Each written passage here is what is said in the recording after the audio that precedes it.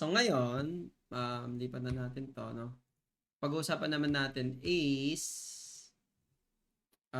cookies. Itong cookies na 'yan. Ano ba 'yang cookies, Boss Rod? Ano ba 'yan? Masarap ba 'yan, cookies? Yan, pag-usapan natin cookies ngayon. So magluluto tayo. Anong akala nyo? Mag-code tayo, magluluto tayo ng cookies. Okay? Pero hindi. I-understand natin para saan ba si cookies, no? Saan ba siya ginagamit? Okay ba siya sa ganito? So, itatry natin siyang i-understand and paano rin siya gamitin at paano rin siya paano natin din masisecure yung mga cookies natin at ano yung mga different kinds of strategies no ng cookies kasi may mga cookies ka na gusto mo magamit ng ibang website no or magamit ng iba, may mga cookies ka na ayaw mo magamit ng iba. So pero kasi the thing is we need to understand kung para saan ba si kung ano ba yung cookies, ano ba yung ginagawa ni cookies. And then from that, doon na tayo makapag-decide, okay, itong cookies ko na to, kailangan sa ano lang to, sa dito lang. Itong cookies na to is for this. So parang ganun yung idea niya. Okay? Alright, so ngayon, ano ba yung itsura ng cookies? Try natin, no? Kung makakita tayo ng mga cookies. Okay. So makikita nyo dito mga boss, no? Meron yung cookies na tinatawag dito, no? Sa cookies na yan, ayun yung makikita nyo yung mga cookies. Diba? Pero actually dito, makikita nyo rin yung mga local storage, no? Sa local storage, yan, makikita nyo yung mga local storage or yung mga currently na sinesave sa local storage ng Google search na to, no? Yan, nagsasave siya yan. Yan, local storage. Shoutout sa'yo, boss Ramsey! Ramses. Shoutout sa'yo, boss. Tapos, meron din session storage, di ba? Meron ding cookies, di ba? Ito yung pag-uusapan natin yung cookies. Okay? Kasi may mga ano yan, different kinds of way kung para saan mo gagamitin sa cookies or paano ka mag-create ng cookies mo and so on and so on. No? Good evening, boss. May video ka ba paano i-connect yung Firebase sa mobile app gamit React Native? Wala, boss eh. Okay. So, sa local storage, di ba, pwede tayong gumawa ng ganito. Ayan. Kumbaga, si local storage is accessible siya sa console. Di ba?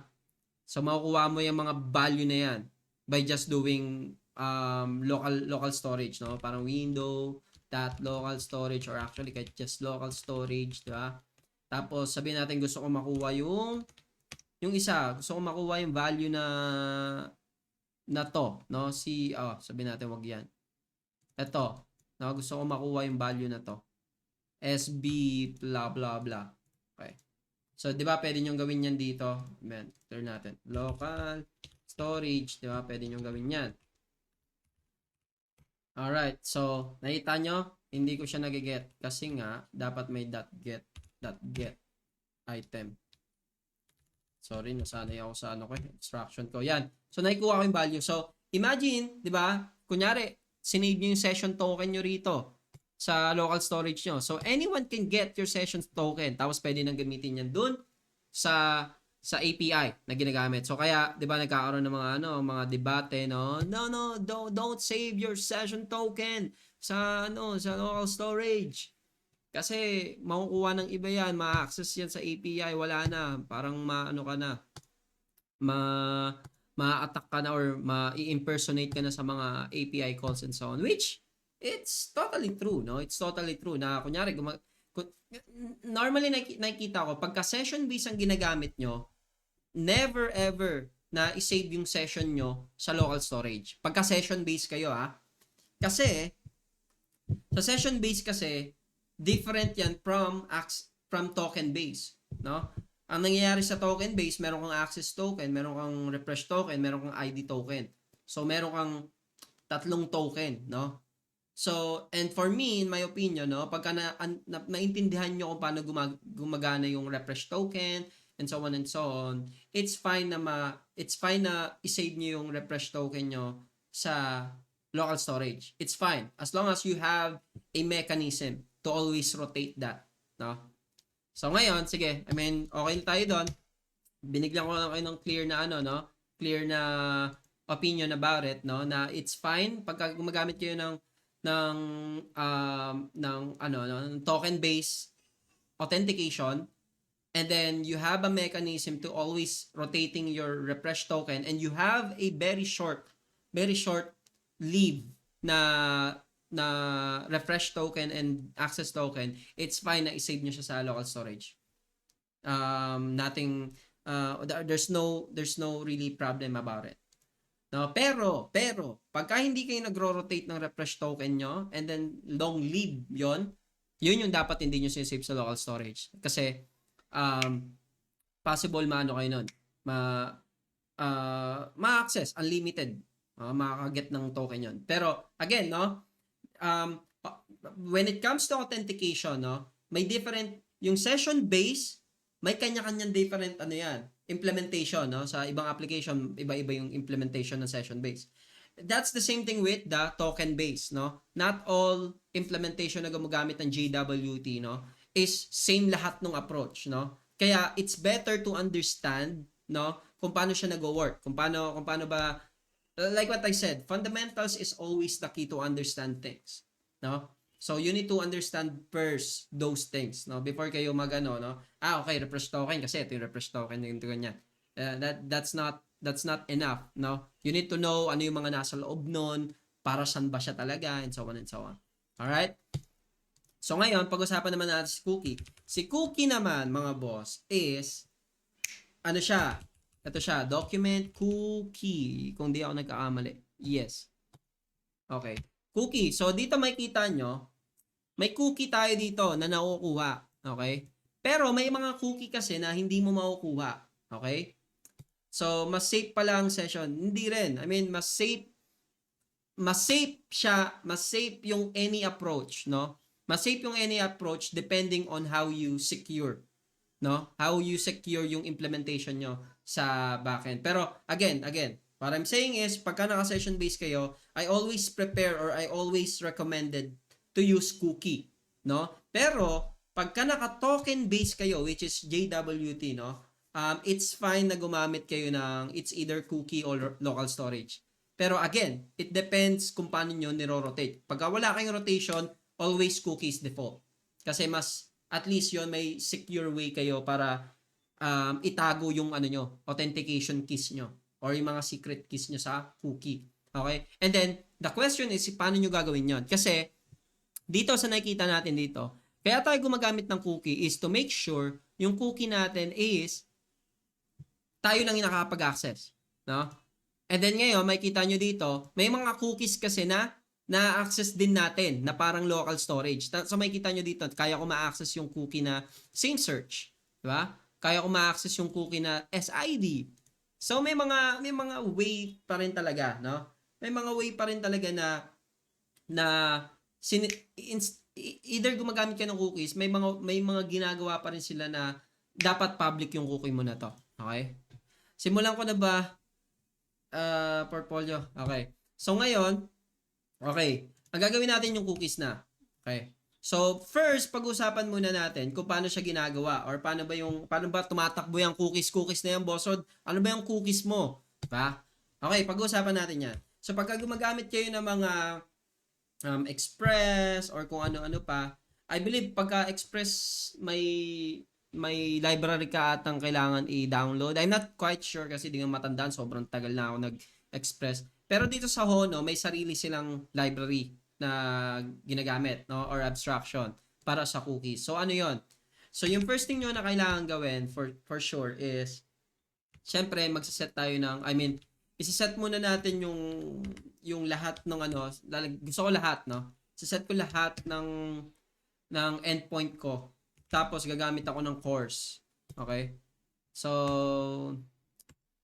kailangan ko lang i-course ng origin. So pwede kayong mag-course, no? Pwede kayong mag-white label ng nyo. So yung course is really different from the cookies, ha. Wala pa tayo sa cookies. So para naglalagay lang ako ng course para mamaya magamit natin siya for our front end. Pero actually kahit hindi ko muna siya gamitin para di kayo maguluhan. Okay. Gawin muna natin is app.get. Tanggalin muna natin ulit lahat ng routes, no? App.get, magano lang tayo. Kunwari login, di ba? Login tayo niyan. Okay. Okay. Okay. And then ngayon, sa My Hono, si Hono kasi may sarili siyang implementation ng cookies, which is really good, no? Kasi hindi na tayo mag gagamit ng ibang library just to handle yung cookies. Okay? Okay, so meron tayo ditong Hono, if I'm not mistaken, cookies. Yeah, cookie. Yan. Tapos ang gagawin ko lang is meron niyang set cookie and then meron niyang get cookie. Yes, sir. So ngayon, um, sabihin natin nag-login tayo mga boss, no? Ang gagawin niyo lang, for example, no, tapos na yung ano niyo dito, login successful. For example, no, yung sa data layer niyo or sa service layer niyo from data access or service layer. Okay, sabihin natin, no, nag-success. Okay, nakapag-login ka na, bossing. Okay. Ngayon, may makukuha tayong token, kunwari, no? Sabihin natin ito yung auth token mo. Or sabihin natin session token. Okay, so sabihin natin 1, 2, 3. Sige, yan session token natin. So ngayon, normally, pagka mga return natin, return JSON, message successful. Very nice. Okay. So normally, ang approach niyan mga boss, makikita nyo may mga path, no? Pero yung for me, no, ang kailangan nyo lang, ang pinaka-important dito is yung apat na to. Max age. Okay. Max age. So, ito yung pinaka-important na nakikita ko. So, meron kang HTTP only, secure. Ito yung kailangan yung intindihin pa isa-isa. Okay? Boss, nakagamit ka naman Laravel? No, boss. I mean, na-try ko na siya pero hindi ko pa siya nagagamit para gumawa ng project. Okay. So ngayon, pwede nyo pangalanan. So yung first argument which is just the context. Tapos pwede nyo pangalanan ano yung pangalan ng cookie na isiset nyo kung sino man yung mag-call nito. Okay? Ng endpoint nyo na yan. So sabihin natin, ito yung ano ko, session. No? Session token. Yes, sir. And then yung diba, first parameter, second parameter, yung name ng cookie, and then yung value, okay? Kung ano man yung na-generate na unique cookie, okay? And then yung last part, ito na yung isa-set nyo yung magiging option ng cookie nyo, diba? So ano ba, HTTP only, true ba siya? Secure, same site? Ito, paisa-isay natin siya mamaya, no? Pag-usapan muna natin is, sige, tanggalin muna natin to, okay? HTTP muna. Okay. Pagka sinabi mong HTTP true, or false muna tayo, false. Okay. Save ko ang false. Okay. Magla-login tayo ngayon. Gagawin natin siya sa, gusto kong mag-open ng React. Mag-open tayo ng React para magagamit agad natin siya sa ano nyo. Sa React application nyo agad. It is set. Okay. Alright. Kunyari, syempre, di ba? Pwede kayo mag-React, pwede kayo mag-Angular, whatever works for you guys. Kahit ano. Oh, Plexisource pa to ah. Okay, tanggalin natin yan. Hello, Boss Rod. Boss Rod. Boss Rod TV. Let's go! Okay. So ngayon, tayo sa may ano natin, i-run natin to ngayon. npm dev. So, ang ano natin, localhost is 5173. 5173. Let's go! Meron na tayo, di ba? Boss Rod TV. Okay. So, ngayon, gagawin natin is, sa part na to, magko-call tayo ng login, di ba? So, ang gagawin natin, hindi na tayo maglalagay-lagay ng mga page, no? Mag-ano lang tayo, siguro, ang gawin natin, sa may front end, no? Gawa na lang tayo mga button, no? So, parang sabihin natin is, sige, gawin natin ng ano, no? Gawin natin ng very simple implementation. So, export. Export default. Export default. Yes, sir. Yan. Gawa tayo dito ng ano, simple function. Sabihin natin, async function, login. Okay. Login. Okay. Okay, login na lang. And then, gawa tayo ng yan. So, gawa tayo ng ano dito. Tatawagin na HTTP localhost 3000/login. Diba? Tapos ano yon? Post. Yes. Kaya natin dito. Saan na yan? Post. Post to dapat. Post. Yan. Tapos run na natin to, syempre. Run. Dapat meron na tayong 3,000 yan. So, nagra-run na siya ng 3,000, di ba? Tapos punta na tayo dito sa ano natin, front end naman. Front end. So, ang gagawin lang natin, wala namang body, no? So, kailangan na naka-method post. Nagawin tayo ng fetch. So, very normal, di ba? Console log lang natin yung data kung okay na. And then, log in. So, dito sa part na to, gawa tayo ng button. Sabihin natin, sige. Gawa tayo ng ano dito, button. Hello, Boss Rod TV. Okay. So, gawa ka dito ng button. Okay. Sabihin natin, log in. Tapos, tatawagin lang natin log in. Gawa pa ba tayo ng hook? Sige, gawa na tayo ng hook para isahan na lang. Sabihin, tamad mo naman, Boss Rod eh. Yan. Use log in. Sabihin natin, custom hook, no? Okay, is log in. Mag-return tayo ng mag-return. Pagka nag-success siya, yan, gagawin natin yan. Pagka nag-success siya, edi nice. Pagka hindi, hindi nice. Ito tayo dito. Return data. Alright. So, ngayon, yes po. Ouchie ka! Ano ba yan? So, login. Pasok na natin yan dito. Import natin. Okay, so meron tayong use login, meron tayong login function, and then nagre-return lang tayo ng data, whatever the data na iba to, no? Ang gagawin lang natin, login. Okay, tapos that then, yan, pwede natin gawin yan. Pagka nag-catch naman tayo dyan, lagyan natin is error. Lagyan tayong is error. Lagyan natin ng mga pampa-pogi ng konti. Sabihin natin is login error, di ba? Set error null. Okay.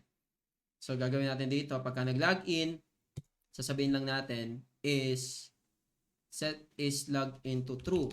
Okay? Pagka nag-goods na siya. Okay? Pagka nag-goods na siya, gagawin naman natin dito, set error null. Dito naman, set null. Tapos, is login to false. Very good. Napaka, na to? Wala na to. Talo na natin yung Netflix, yung Facebook, wala na ganitong application. Tapos na. Joke lang. Pero yan, anyway, meron tayong is login and then error. So ngayon gagamitin na natin yung is login na yan. Okay, tanggalin na natin yan. Okay. Dito gagamitin natin siya. Okay. So cons is login. Pero actually dapat meron tayo ditong call na login. So parang sasabihin natin pero actually, login. Kailangan kasi ito yung gagawin natin, handle. Click. So, gagawin natin ano ba yan? Magla-login pa tayo dito. Kasi kiklik pa natin to eh. So, pagka kinlik natin siya, dapat may ganitong mangyari. Ay, sus, ginoo. Console handle login. Sus, ginoo. Sige, lagyan natin to. Yan. Tanggalin natin yan. Tanggalin na natin yan. So, magkaroon tayo handle login.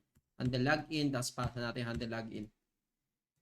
Handle login. Pwede ko ba lagyan ng await to? Lagyan natin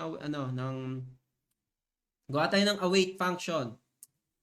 Ayan na naman, boss. Dahil mo na namang ginagawa. Sorry, mga boss. Kailangan natin set wag na si front end, si back end na lang.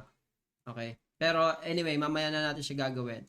So lalagyan natin dito is log in, log out. Manis. Okay, may error. Anyway, okay. Alright, tingnan natin kung gumagana na. So use state daw in this is hindi naka-import. Punta natin to.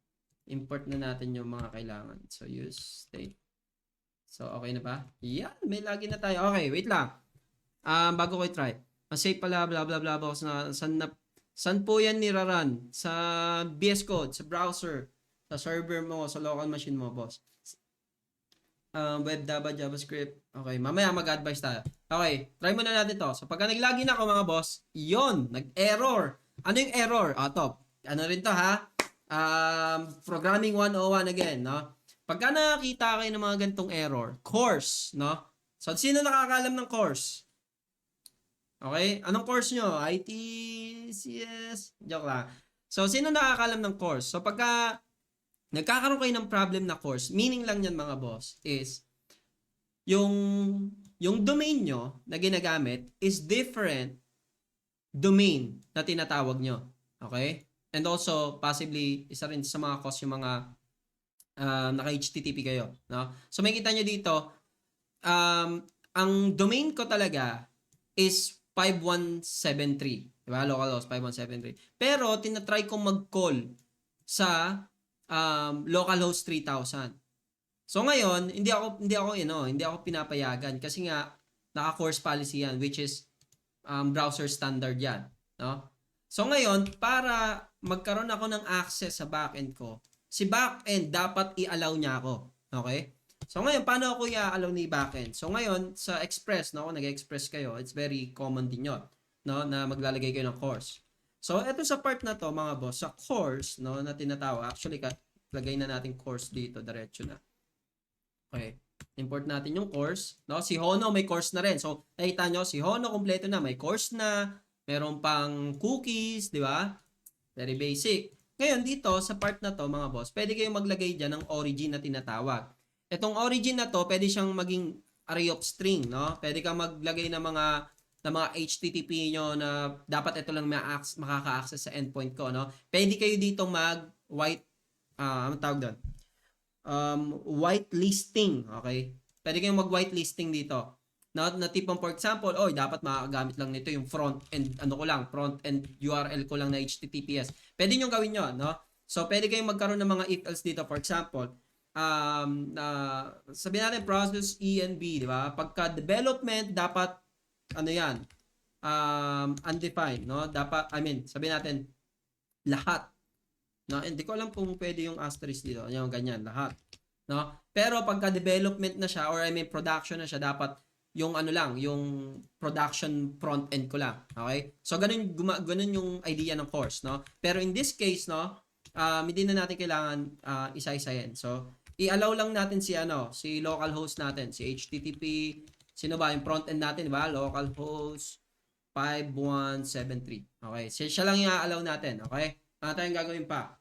And then, allow credential, kahit di na muna yan. Okay? Save natin. Okay, we're good. So, save. Yan, okay na tayo. May course na tayo. Try natin ngayon, makapag-login na tayo.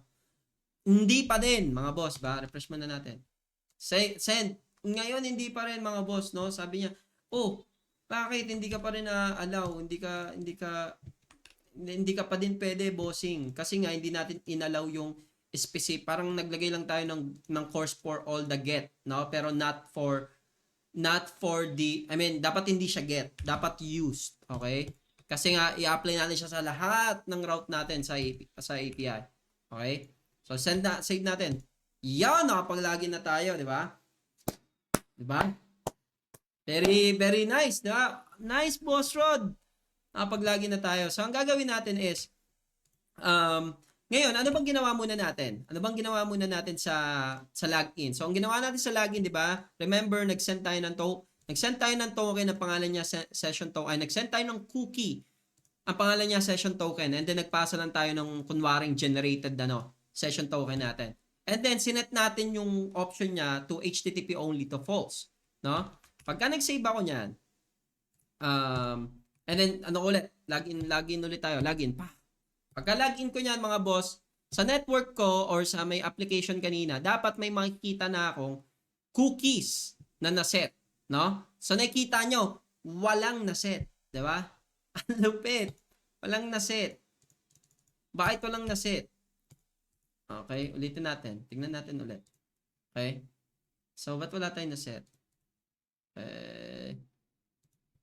Allow credentials. Bigyan natin ng credentials true. Ayun, kulang natin to. Credentials true. Kasi nga, ang nangyayari nito, pagka wala kayong credential, so meaning hindi niya nasasama yung nasiset yung cookie. Pero pagka may credential kayo na true, meaning lang to, pagka nagsisend kayo ng mga cookie or nagsiset kayo ng mga cookie sa mga endpoint nyo, isasama niya or masiset niya talaga yung cookie dun sa browser kung saan man kayo nag-call. No? Try natin, no? Mamaya mali ako eh. Save. So, try natin. Ba't wala? Boss Rod, niloloko mo kami ha. So, try natin ulit. Network, application. Ba't wala? Okay. Ang gagawin natin, enable muna natin lahat niya. Baka hindi siya pwede ng kulang-kulang eh. So, required yan. So, shared. Wala ba silang mga default? Ito, wala siyang default. So, tatanggalin natin yung mga walang default. Mamaya pag-uusapan natin yan isa-isa. Okay, max age. Okay na muna yan. Kunwari, 30 days or sabihin natin 1 day. 1 day na lang. Okay. Ngayon, save natin. Dapat may makuha na akong session. Wala pa rin ako nasa-set na session. Console, application, session. Ba't wala akong nakuha session?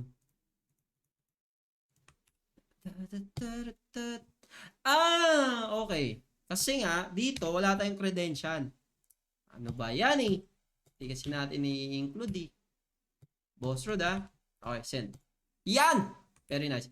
Try ulit natin tanggalin, no? Kasi. Sorry mga boss.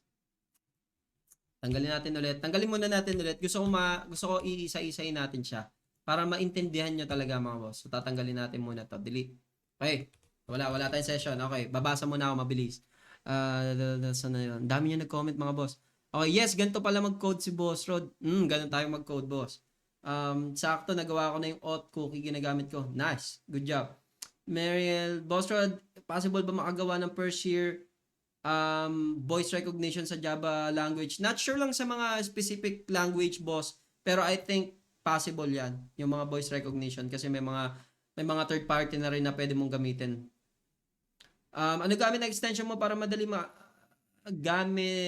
gamit mo na extension po para madali sa magamit mo po? Ha? Not sure, boss. Pero cursor gamit ko. Tapos extension, VS Code, meron akong video about it. Boss Rod, ano extension gamit mo para maging ganyan yung logo ng VS Code mo? Parang Sublime. Ito, part na to. So, I recommend you guys na pumunta rito. Okay? Kasi, diniscuss ko na siya doon. Ayan o. Ito yung pinaka-latest kong video. So, VS Code extension. So, kung gusto mo naman makapag-skip, no, yan yun lahat. Pati team, pati REST client, at kung ano-ano pa. Pero, sa tanong mo, I believe, ito yon material icon team. Ayan yan. Okay? Ano pa? Okay, so bago natin i-try. Ang hirap, kahit nanonood. Ano ba yan, boss? Sorry, boss, nahirapan ka. Okay. So, send mo yata yung cookie. Okay, gamit respond. Okay na, okay, we're good. Mga boss, diba? Ngayon, mag-login tayo. Pang! Pagka-login natin, ano nakikita nyo? Ba? Nakapag-set tayo ng cookie. Okay? Makikita nyo yan, may mga, ano yan, diba? May mga HTTP only, may secure, and then may same site, which sa mga modern browser, ang default ng same site is lax. Mamaya, pag-usapan natin ano yung lax. Ano pa? And then yung expiry, ayun yung kanina yung max day. Okay? And then yung path. Okay. So, yan yung cookies nyo, mga boss, no? Ngayon, ang idea ng HTTP only, mga boss, ang idea lang yan is, ganito, pagka ano yan, pagka HTTP only, nakaset ng false, meaning, ano yan, makukuha nyo yung session sa JavaScript, no? By doing JavaScript, no? Parang meaning lang nun, nag-cookies ka nga, pero parang local storage lang yung nangyari. Kasi nga, pwede ko ma-access yung local storage, di ba? Yan. Pwede ko ma-access yung local storage. Ganon din sa cookie na HTTP only. Ma-access ko rin siya. Okay? Ayun yung pagka naka-false, no? Ngayon naman, ang gawin natin is i-set naman natin siya sa true. So, anong pinagkaiba? So, syempre, the opposite, no? Save natin siya. Login ulit tayo, mga boss. Ngayon, magda-document ulit ako. Document.cookie. Ba? Enter ako. So, ngayon, ang nangyari is, hindi na ngayon accessible yung cookie mo sa JavaScript, no? Or sa browser. No? Kasi, ang meaning lang nito, mga boss, Pagka yung cookie nyo naka HTTP only na true, meaning lang yan, etong machine nyo lang or etong browser nyo lang yung nakaka-access, no? Hindi ma-access nung iba yan. Okay? Yung ikaw lang mismo makaka-access niyan. Pero kasi pagka nangyari naka HTTP only false ka, possible na pagka bigla ka lang nag-register or bigla ka lang nag-login or sabi natin kahit anong token, no? Or kahit anong klaseng cookie, ma-access yan ng iba, yung cookies mo.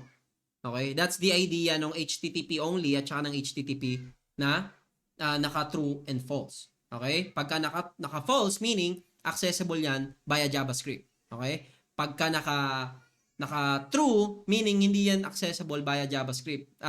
Eto, matic lang yan napapasa every request mo sa ano mo. Basta i-include mo lang yung credential. Meaning lang yan, hindi mo na kailangan magpasa dito, 'di ba? Pagka normally headers, 'di ba, may mga authorization, 'di ba? Ang nangyayari is pagka nag-send ka ng gano'n, nakikita mo sa network, nakikita ko sa network, nagpasa siya ng header na ganito. Nagganto-ganto, blah, blah, blah, and so on, di ba? So, parang mabview mo lahat ng data. Unlike pagka naka-cookie ka, ikaw lang nakaka-view ng ano mo, cookie mo na HTTP only na naka-true. Okay, that's the idea. Alright. So, ngayon, ano yun naman natin yung secure. Yung secure naman, ang idea naman ng secure is, ano naman siya, try nga natin. Hindi ko pa to na-try, pero hindi ko pa siya na-try sa HTTP. Ang idea kasi ng secure, mga boss, is ano naman, yung cookies mo, masisend lang yan pagka HTTPS, no? Pero, pagka yung cookies nyo is pagka nag-send kayo ng hindi naka HTTPS na API or kung saan man, no? Yung cookies nyo, hindi yun masasend. Ayun lang yung secure naman, no? Pagka naka-false, meaning HTTP or HTTPS, masasend yung cookies nyo. Okay? Pero pagka secure na false, meaning, pagka naka-false, yun nga yung kanina, masasend siya HTTP and HTTPS. Pero pagka naka-secure na true, meaning hindi siya masasend sa HTTPS. Okay? Sa HTTP. Okay? So, yun yung idea ng secure. Okay? May kita nyo yan, yung cookies nyo dito sa application lagi. So, may kita nyo yung secure. Ayan yung secure. Pagka nalakihan ko, lakihan natin. Yan, yung secure. Now, may kita nyo yan dito, yung HTTP, pagka naka-check yung secure. So, ngayon, ayusin natin yung backend. I-save natin yan, naka-true. Dapat pagka nag-login ulit tayo, dapat meron ng, teka, tanggalin. Tama ba? Ayan, meron ng secure, di ba? Nakapag-login tayo. So, ganun naman yung sa secure. Okay? So, hindi ko alam kung paano ko siya i-show sa inyo, pero the idea of secure is, yun nga, dapat HTTPS lang. Okay? Kailangan naka-on to pagka naka-prod kayo. Okay?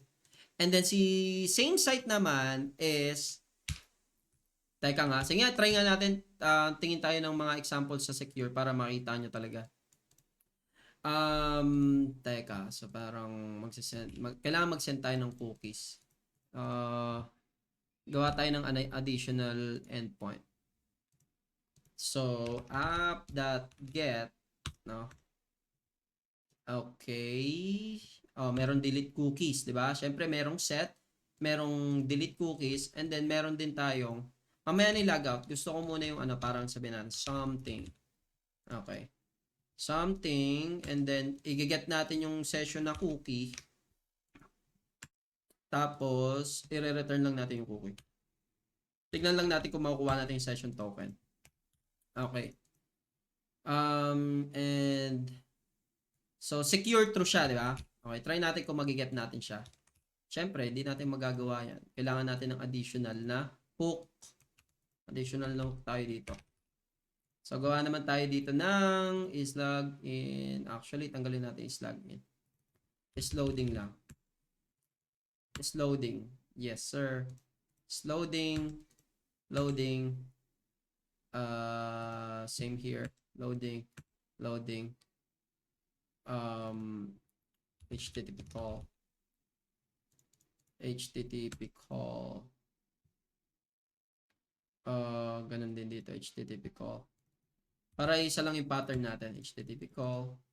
Alright, very nice. Then dito, tatawagin natin si something.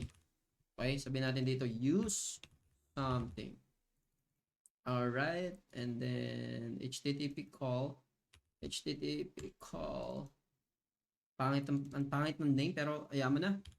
Hindi naman kailangan ng pogi. So, login HTTP call. Wait, tama lang pala to. Fetch na lang to, fetch. Fetch data. Fetch data na lang yan. Fetch data. No, yan, fetch data to. Is login. Okay, looks good. Use something, okay? Tapos itong part na to, magbabago na dapat yan. So, parang is loading. Pangalanan lang natin. Is loading login. Yan. Okay, dito call something. Si call something, gagawin natin. Gawa tayo ng button naman. Okay, so is error. Okay. Is something. Yan. Pwede natin fetch something. Lagyan natin ng is loading. Kung is loading pa siya. Okay. Alright, save. Oops, meron tayong error. Is login daw, but may is login pa. Tama nga naman. Ito. Alright, say yes, sir. Okay na. Alright, goods ba? I mean, naguluhan ba kayo? So, parang ginawa ko lang is gumawa lang ako ng additional. Gumawa lang ako ng same, ha? Huwag kayong maguluhan, guys.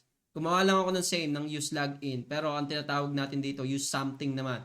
Something naman yung tinatawag natin. Okay? So, ngayon, punta tayo dito sa may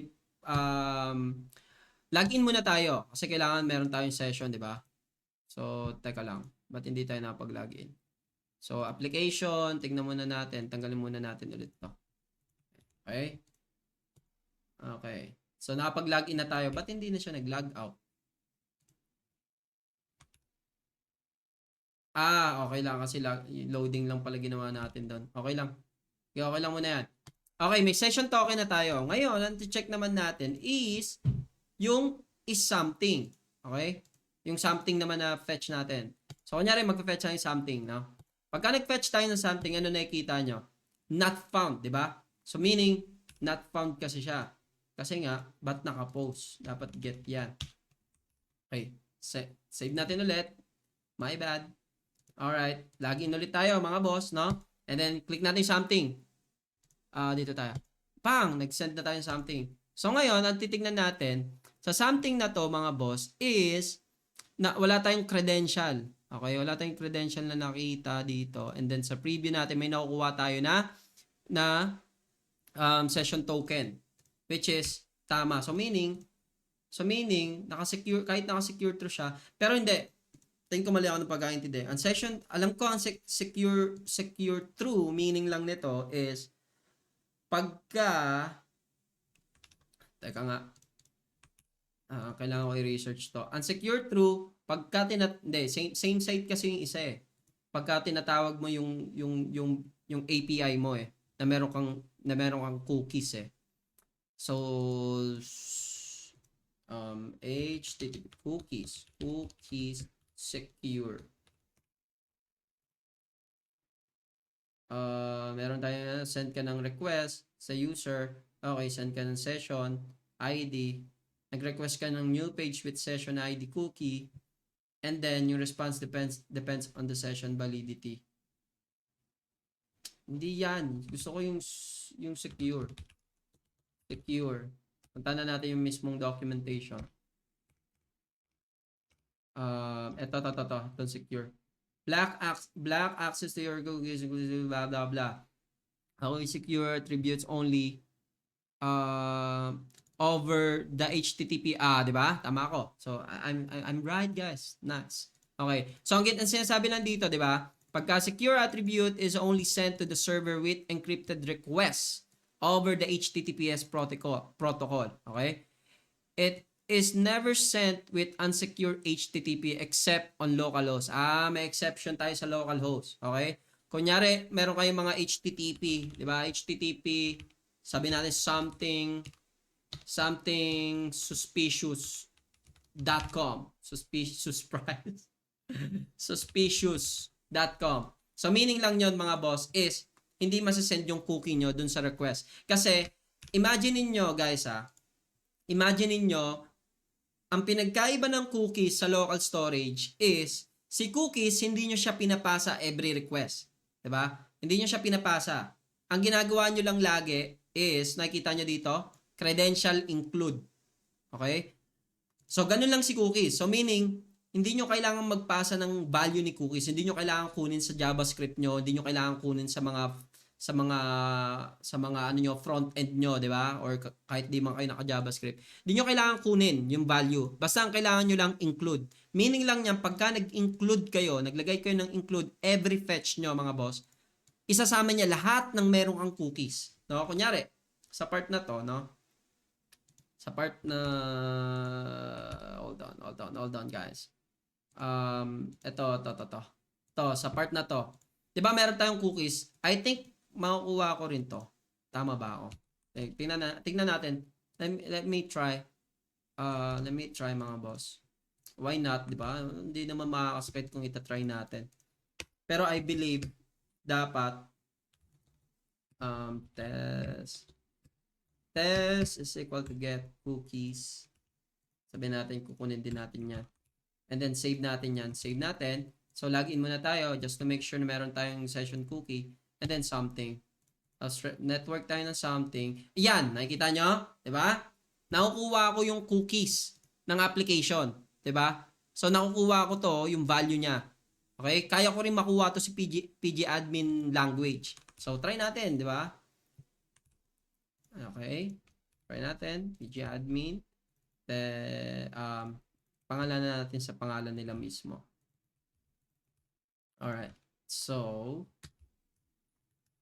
PG admin save. Alright. Something. So, kinilik natin sa something. Yan. So, di ba? Nakukuha natin yung data ng cookies nang hindi tayo nagpapasa ng kahit ano sa frontend. Kaya ito yung nangyayari, di ba? Kaya ang nangyayari is, pagka gumamit ka ng cookies, it is way more secured than local storage talaga. Kasi nga, hindi mo na kailangan magpasa ng kung ano-ano. And then, may kita natin sa request, ano yung natin request, di ba? So, kung mga programmers kasi kayo or mga software engineer kayo, di ba, ang ginagawa natin normally pagka nag-check tayo ng mga application or ng website is pumupunta tayo sa network, tinitingnan natin yung mga preview, yung mga payload, yung mga headers. May kita natin dito mga boss kung ano yung mga nasend na cookies. Diba? Pero, like what I said kanina, pagka naka-HTTP ano kayo, naka-HTTP only kayo, etong mga ano nyo, etong mga token nyo na to is for your machine lang. So, hindi siya accessible dun sa mga hindi ano, I mean, sa'yo lang, dito mo lang ma-access yung ano mo, cookies mo. Dito mo lang siya ma-i-inspect, no? Sa machine mo lang. Pero pagka gumamit kang local storage, no? Makikita nyo lahat, 'di ba? Kunyari nagbato kayo ng authorization, 'di ba? 'Di ba? Normally, ang ginagawa natin or pagka naka-token base kayo, no, ang nangyayari is ganito. 'Di ba? Normally makikita nyo dito, nagkakaroon ng mga headers, di ba? Tapos may kita nyo si authorization, very common approach, no? Tapos may bearer, di ba? Tapos dito natin lalagay yung ano, something, ya. And then pagka nag-save tayo diyan, click natin something. Ngayon may kita ako yan dito sa headers. So anong ginamit niyang ano, authorization? Yan, bearer. So ngayon dito kukunin na agad yung bearer na yan as the access token or kung ano man yung secret key nyo na yon. And then, magagamit ko na yan dun sa API nyo. Unlike pagka-session, like what pagka-cookies, like what I said, etong cookies na to is, kaya nag-show lang to dito is because nasa machine natin. Pero sa machine ng iba, hindi. Pero, pagka-authorization yung ginawa nyo, katulad ng ginawa ko kanina, every time na magre-request kayo, makikita ko yung authorization nyo. No? Basta makuha ko yung authorization nyo, kaya ko na agad kayong ma-hack or something. Kaya ko na agad kayong ma-impersonate or something. Okay? What more kung naka-local storage kayo? Kapag naka-local storage kayo, mas madaling makuha lalo yung mga ano nyo, yung mga secret sheet nyo. Okay? So, yun yung idea ng cookies. Okay? So, that's the secure and the HTTP only. Okay? HTTP only, again, no? HTTP only will only be, pagka naka-true, sa'yo lang yan. Sa machine nyo lang yan na available. Okay? Pagka naka-false, meaning, available din yan dun sa iba. Okay? So, ginagamit si cookie hindi lang sa mga session token. Ginagamit din yan sa mga preferences. Like, kunyari, yung team nyo, di ba? Yung team nyo is dark. Di ba? Pagka dark yung team nyo, pwede nyo i-save sa cookie yan. Pero, wag nyo yung HTTP only. Okay? So, pwede nyo yung HTTP, wag nyo i-set to true. No? Pwede nyo i-set to false. Pero, it really depends on you. But the idea here, or the most important here, is you understand what is this for. Okay? Ganun din si secure. Si secure naman, like what I said kanina, no? Hindi masisend yung mga cookie nyo sa mga website na, kasi yung cookies kasi mga boss is nagre-retain yan eh. Okay? Nagre-retain kasi yan sa browser nyo. Okay? Sabihin natin, punta tayo sa Google. Sa YouTube. Ano ba yan? Maniklik pa ako. YouTube. Tignan natin kung nandirito pa yung session na, yung cookies natin. Cookies. Wala. Hindi na save. Wala. Hindi na save. Pero yung idea kasi niyan, mga boss, kunyari, for example lang, may nag-ano sa inyo dito, may nag-trip, no? Kasi pwede ako magganto eh. Pwede nyo kasing gawin to, no? Kunyari, gusto nyo mang-hack or something, or mang-shit sa mga website or something. Pwede nyo gawin to. Parang sabihin natin, no? Gagawa kong function. Since sa browser, you can run JavaScript, di ba? So, I can just do something like this. So, send the data to me. Parang ganyan, no? So, ang gagawin nyo dyan is, pagka nag-function ka ng ganyan, pwede kayong magawa ng ganito. Fetch, di ba? Tapos, ilalagay nyo dito yung HTTP nyo. Yan, ganyan, blah, blah, blah. And sabihin natin, hindi secure talaga yung yung application nyo. Pwedeng mangyari yan. And then, isasend ko lang dyan yung cookies. Diba? Since, gagawin ko lang dito, like nang ginawa natin kanina. So, gagawin ko dyan is, send ko yung credentials to true. Diba? Pagka ginawa ko yan, mga boss, mapupunta na agad yan sa API ko. Makukuha ko lahat ng cookies mo. And then, that's it. Diba? That's it. Makukuha ko na yung mga ibang information mo. So, parang ganun yung idea nung secure. No? Pagka naka-HTTPS, pwede. Okay? Pwede. Pero, that doesn't mean naman na naka-HTTPS na pwede. Nagdedepende pa rin yan dun sa dito na papasok yung same site streak. Okay? Diyan na papasok yon mga boss. Okay? Yung kanina na sinasabi ko, secure HTTPS, nandoon pa lang yan sa sa isang level pa lang, no? Nasa domain level pa lang kayo or nasa protocol level pa lang kayo, HTTPS and HTTP. And then yun yung pang secure, no? HTTPS and HTTP ang idea niya. Pero yung HTTP only, ang idea niya naman is only for your machine or pwede rin sa iba. So ngayon, dito naman papasok, 'di ba? Sabihin natin, pwede na si HTTPS, 'di ba? Pwede na siya. So ngayon, boss, pagka ginawa ko 'to, makukuha yung mga secured ko na token. Yes. Oo. Pagka nakaset yung same site mo, nyo to none. Okay? Makukuha yan yung mga yung mga cookies nyo. Pero sa mga modern browser, mga boss, naka-default yan to lax lagi. Okay? Napansin nyo, hindi ako nag-set ng diba? Same site. Hindi ako nag-set ng same site. Pero pagka pumunta kayo sa token natin is, hindi pala siya. But, hindi pala siya. Sorry, my bad. So, hindi pala siya naka-default by lax. But I think some browser naka-default sa lax. So, I'm not sure lang bakit dito hindi. Pero, anyway, no, yung cookies, mapapansin nyo, may mga lax yan. Ang meaning lang ng lax, mga boss, is, actually, marami siyang ng lax eh. Yung lax kasi is, sinesecure niya na, paano ba mas magandang magandang ibigay sa inyo? Ang idea nito, mga boss, is pagka naka same site strict kayo, meaning pagka naka-strict, lahat ng call nyo sa API nyo, dun lang masisend yung cookies. Yon, okay? Okay, ulitin natin. Pagka naka-strict, okay? Sabihin natin, pagka naka-strict, yan. Okay? May strict na tayo, di ba? Pagka naka-strict yan, mga boss, hindi yan, yung cookies nyo is hindi yan masisend kahit ganito ka. Okay? Basta different yung domain. Okay? So, hindi siya masisend. Okay, ganun yung idea niya. So, parang same site nga eh. So, dapat same. Kung saan nalagay yung cookies, ito lang yung makaka-access ng cookies. So, yun yung idea ng strict. Okay? Yung idea ng lax is mas less siya, mas balance. Okay? Parang, teka nga, sige, gawa tayo ng para mas madali siguro mag-AI tayo. Para mas mabigyan kayo ng idea. Pero ang idea ng lax is balance naman siya. So, HTTPS, makakapag-send ka pa rin, pero hindi ka makakapag-send ng cookies mo pagka pumunta ka kunyari, nasa browser ka na sabihin natin, kunyari, nasa sabihin natin, nasa Ebel browser ka, kunwari, Ebel browser. Kasi di ba, pagka nasa ibang browser ka, ebel.com, sa browser na yan, mga boss, is pwede kang, gaya ng ginawa ko kanina, di ba? Pwede kang gumawa ng function mo, mag-fetch ka dito, di ba? So, parang mangyayari, mag-fetch ka dyan. Tapos, magsisend ka ng HTTPS, blah, blah, blah, and so on. Tapos, naka-credential true. Okay. So, anong nangyayari lang yan, mga boss? Sabihin natin, ang ginawa mo sa token mo or sa cookies mo, no?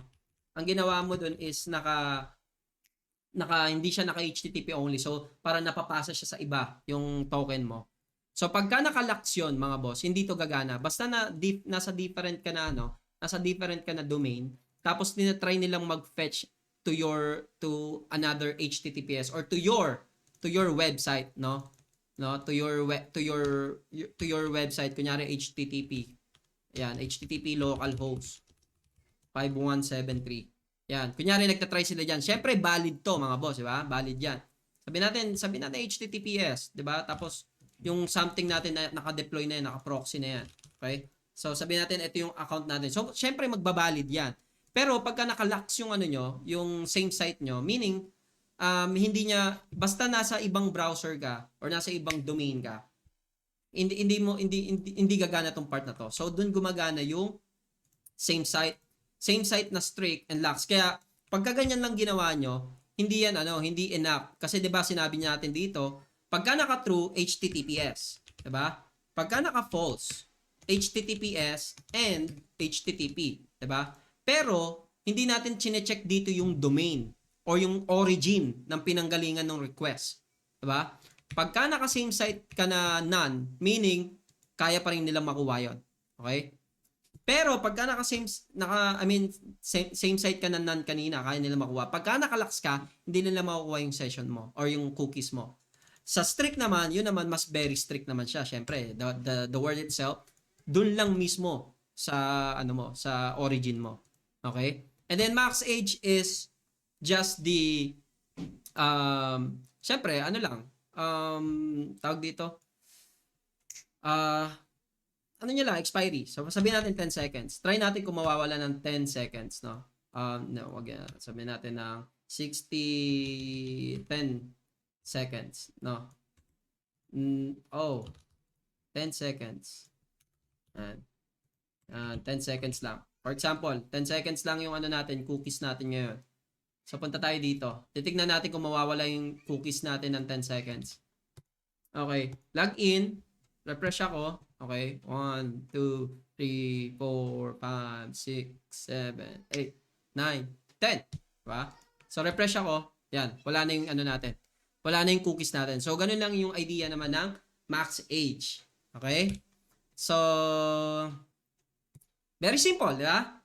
So, kung once na maintindihan nyo na kung para saan si cookies, ngayon, from there, no, malalaman nyo na kung paano nyo aatakihin or paano nyo i-strategize kung paano nyo isa-save yung mga, okay, gusto ko yung pagka nag-login ako since magsiset ako ng session token, di ba? Gusto ko, dapat ano lang to, 5 minutes ka lang. 5 minutes ka lang para kailangan magre-reset ka every 5 minutes. So, pwede nyo gawin yun. No, dapat, okay, same site lang to dapat. Okay, kasi importante to. Secure, true, always dapat yan, di ba? So, ngayon, sabi natin, magsiset ka naman dito ng team mo. Syempre, yung team mo naman, hindi mo naman kailangan ng naka-HTTP na true. So, pwede pa rin naman, no? Pwede pa rin naka-secure true. It's up to you kung gusto mong maging very secured, no? Kung medyo paranoid ka sa mga security and stuff. So, I'm not really an expert sa security, but I just know how this thing works. So, kahit hindi ako ganun ka-expert, I know kung ano yung mga kailangan ko i-avoid and i-prevent sa, at least sa application layer pagdating sa mga security. Okay? So ngayon, pwede kong gawin din yung team ko, pwede kong gawin tong 1 year kasi syempre, ito naman pang matagalan naman to, team naman to no? Pwede kong gawin 1 year kasi magbabago-bago naman yan Every login mo magbabago yan kung ano sinet mo. So ganun yung mga idea, no? Pwede mong tanggalin yung site, no? Pwede ka rin maglagay ng mga iba pang cookie na gusto mong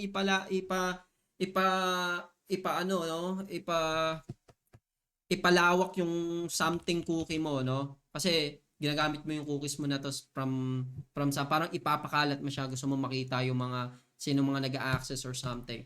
So parang ganun yung idea ng cookies, no? So pwede kayong maraming gawin pagdating sa cookies. But the idea here is you need to understand this 4, no? Yan lang yung pinaka-importante sa cookies, no?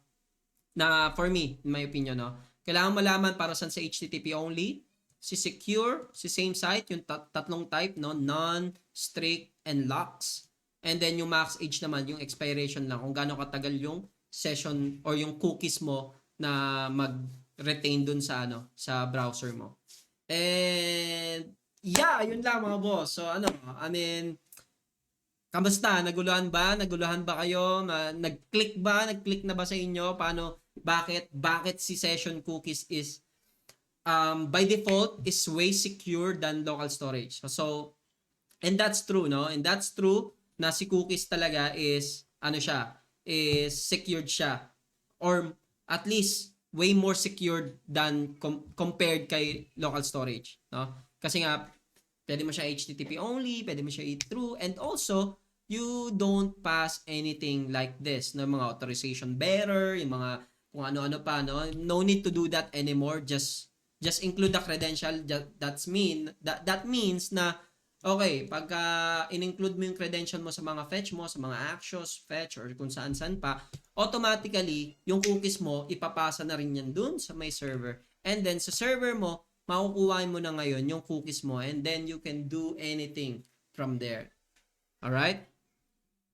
So, sir, wag mo sana i-delete tong video later para makaka-catch up ako, kakadating lang Sure, hindi ko siya di-delete. And also, I think siguro ko siya, ipopost ko rin siya sa my YouTube din. So parang ikakat-cut ko yung mga yung mga hang time or something. And siguro okay. I think it's time for me to move some of my cards sa my Trello. So actually, I do have a lot of things here. Pero syempre, dito lang tayo magpa-focus sa part na to. So, tapos na ako sa SQL injection. Yes, sir. Understanding the cookies, I believe. Yeah, sure. We're good. And then next na siguro itong authentication. So I'm kinda exhausted na right now. So siguro magpapahinga na ako mga boss. And then titignan ko mapag-live pa ako. Siguro more on the mga talk na lang or something. Tignan natin. Kasi I just wanted to to give back lang sa community. Tagal ko rin kasi hindi nakagawa ng content. So, since magbe-vacation ako ngayon, before ako mag-vacation, para may maiwanan ako sa inyo na kailangan nyo pag-aaralan, kailangan nyo i-try, no? Para mas maging familiar kayo sa ganito. Para handa na kayo pagka iintindihin na natin tong tatlong part na to. So, first siguro, the difference between the JWT or token base and the session base. Then, after that, maggagawa ko ng tutorial paano kayo gumawa ng session-based authentication nyo and also yung token-based authentication nyo. And then different kinds of approach as well. No? Na paano nyo i-secure. Dapat ganito, dapat ganyan, and so on and so on. Ang tanong, ni Enteng, no? Magdodota ba tayo? Pagod ka? Yun ang tanong. Titignan ko pa kung kakayanin ko. Okay? So, ayun mga boss. I think that's it. So, kung may mga question kayo, just feel free to message me. And may mga GC rin tayo sa group, no? And then, siguro, wait nyo na lang yung magiging recorded version niya pagka i-upload ko na siya sa YouTube. Alright, sounds good? Goods ba? Goods pa tayo mga boss? Okay naman? Okay naman ba? I mean, hindi pa kayo naguluhan and so on and so on.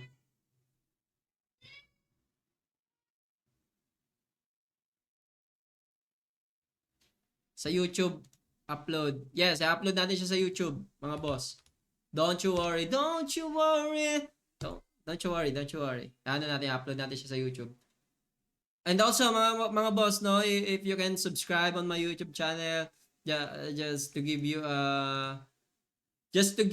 another context, no? So, isa sa mga goal natin for Boss Road community is makaset tayo ng ma-meet natin yung 50 to 100k followers sa Facebook and 20 to 50k naman pagdating sa YouTube. Medyo mahirap kasi pag YouTube and konti yung ano natin